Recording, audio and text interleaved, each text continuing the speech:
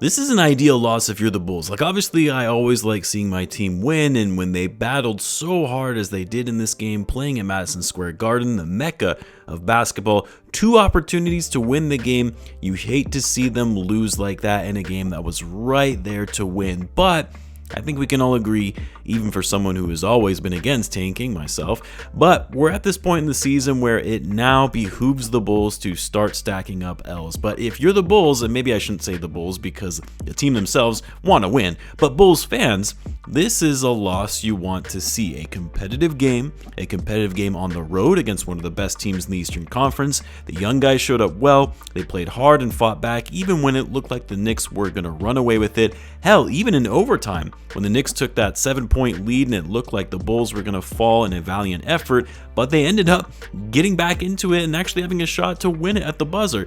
This was the fun bad we've been talking about, because what I don't want to see is the Bulls putting up a bunch of L's and getting destroyed in the process with no semblance of improvement or growth from the young players, kind of like what we saw from those 4 straight losses leading into the All-Star break where they got wiped off their own home court against the Pistons in particular.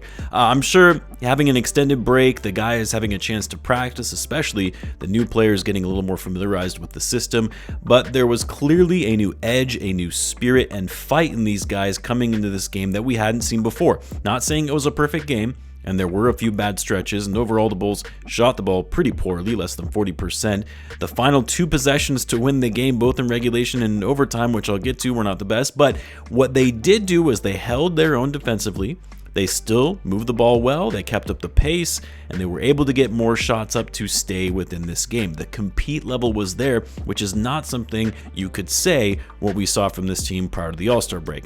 Josh Giddey was incredible in this game, probably his best game of the season. 27 points, a season high for him, 16 rebounds, 6 offensive rebounds, was getting the Bulls those second chance opportunities which they needed given how many shots they missed. But Giddey was much more effective in driving and finishing at the hoop. His 3-point shot was falling, which we'll see if that ends up holding because Giddey's shot has really been inconsistent all season. But 11 for 18 from the field, 4 for 6 from 3. Julian Phillips was great. He had a career high, I believe they said, on the broadcast, 12.6 rebounds. He was getting to the foul line, but no Patrick Williams, who we learned is going to be out for at least 2 weeks, of course. But Julian Phillips taking advantage of those opportunities, same with Matas Buzelis, even though he didn't have the best game. He shot 2 for 8, 1 for 6 from 3, but he did crash the boards well, 7 rebounds. Kevin Huerter finally had a good game. When I was saying before, this guy doesn't even look like he's an NBA player. Kobe White was a little quieter in this game, although he did have some big baskets in overtime to get the Bulls back into the game to give them an opportunity to win it.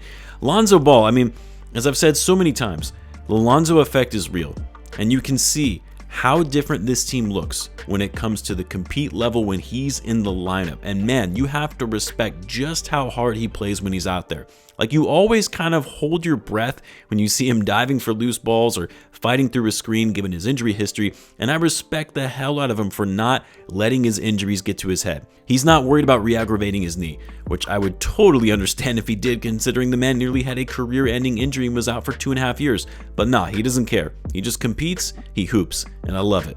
Man played 30 minutes tonight. Bulls were pushing the minutes restriction for him going into overtime, but you had to leave Lonzo out there for his leadership. I was a little disappointed. Matas wasn't getting as much playing time in the fourth quarter. Like, yes, he was struggling offensively, but like, come on, man. We've been through this. These are the moments for the best learning experiences for Matas Buzelis.